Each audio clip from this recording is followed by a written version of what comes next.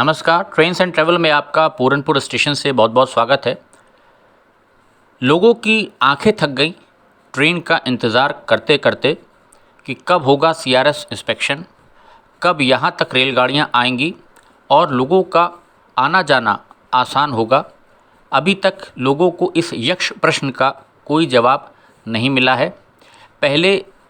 Media में general manager RVNL की तरफ से स्टेटमेंट आया था कि उनकी कोशिश है सितंबर में सीआरएस निरीक्षण करा लिया जाए, लेकिन हालात को देखते हुए ऐसा लग रहा है कि ये संभव नहीं हो पाएगा और शायद जैसा सूत्र पूरनपुर से बता रहे हैं कि अब ये अक्टूबर में होगा।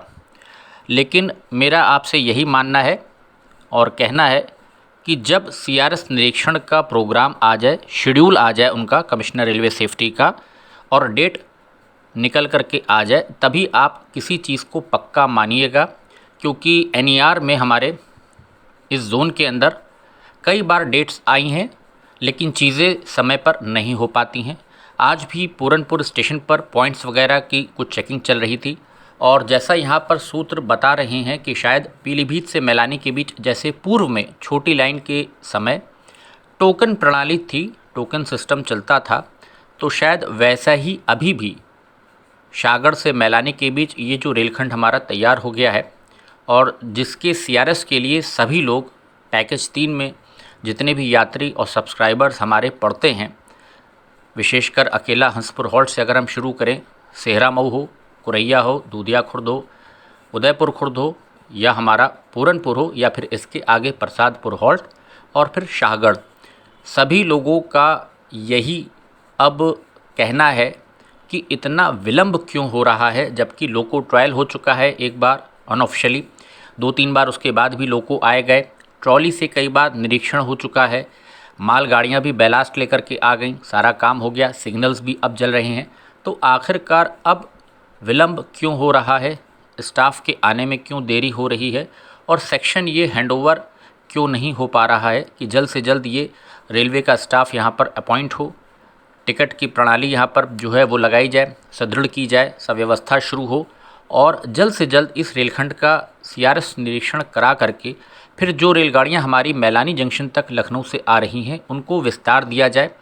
और ये एक ही जोन का मामला है, हाँ 2 डिवीज़न ज़रूर हो जाती हैं। मैलानी तक हमारा लखनऊ मंडल है, उसके बाद फिर उसके आगे से इज़्ज़त नगर मंडल हमारा डिवीज़न शुरू हो जाता है, लेकिन जोन चूँकि एक है और दोनों के ही जो हमारे महाप्रबंधक हैं वो गोरखपुर में बैठते हैं। जीएम एनईआर वो हेडक्वार्टर है हमारा एनईआर का, लेकिन वो भी इस बाबत कुछ सक्रिय नहीं हो पा रहे हैं जितना सक्रिय उनको शायद अब हो जाना चाहिए था, क्योंकि बहुत लंबे समय से 3 वर्ष से ऊपर हो गया है रेलगाड़ियाँ बंद है, पब्लिक को बहुत इनकन्वीनियंस हो रही है। चुनावी साल है अब उत्तर प्रदेश में ये, क्योंकि आने वाले वर्ष में 2022 में यहाँ विधानसभा चुनाव होने हैं। तो जनता की परेशानियों को समझते हुए अगर जो यहाँ पर जनता के नुमाइंदे हैं, पब्लिक रिप्रेजेंटेटिव हैं,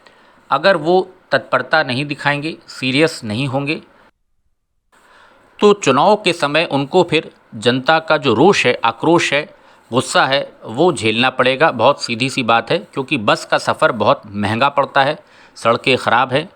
तो इस कारण अब यहाँ पर अधिक विलंब नहीं होना चाहिए। चीज़ें देखिए सब तैयार हैं और जल्द से जल्द अब कोशिश की जानी चाहिए कि मैलानी जंक्शन से आगे कम से कम शाहगढ़ तक सीआरएस निरीक्षण करा करके जो रेलगाड़ियां हैं उनको विस्तार दे दिया जाए। अब अगर ये मंशा है कि रेल इलेक्ट्रिफिकेशन का जब कार्य पूरा हो जाएगा उसके बाद हम रेलगाड़ियां चलाएंगे, तो रेल इलेक्ट्रिफिकेशन पूरा होने में अभी बहुत समय लगेगा। उसके बाद क्योंकि पावर सप्लाई का इशू है, पूरनपुर में भी ट्रैक्शन सब स्टेशन बन रहा है, निर्माणाधीन है, फरधान का टीएसएस वो शुरू होते अभी टाइम लगेगा, तो जब तक तो बहुत लंबा समय हो जाएगा और चुनाव सर पे आ जाएंगे। तो मुझे नहीं लगता कि इतना लंबे समय तक जो है वो वेट करना चाहिए और जनता को राहत देने के लिए अब रेलगाड़ियों का संचालन पूरनपुर तक कम से कम जल्द से जल्द शाहगढ़ की दिशा में यहाँ पर इस रेलखंड पर पैकेज 3 में शुरू करने की कोशिश करनी चाहिए, क्योंकि रेल अधिकारियों की तरफ से अभी कोई तत्परता नज़र नहीं आ रही है, पब्लिक को ना कुछ दिखाई दे रहा है। इस प्रकार से निरीक्षण कई बार हो जाते हैं, लेकिन रेलगाड़ियों की चलाने से पहले सीआरएस निरीक्षण बहुत ज़रूरी है।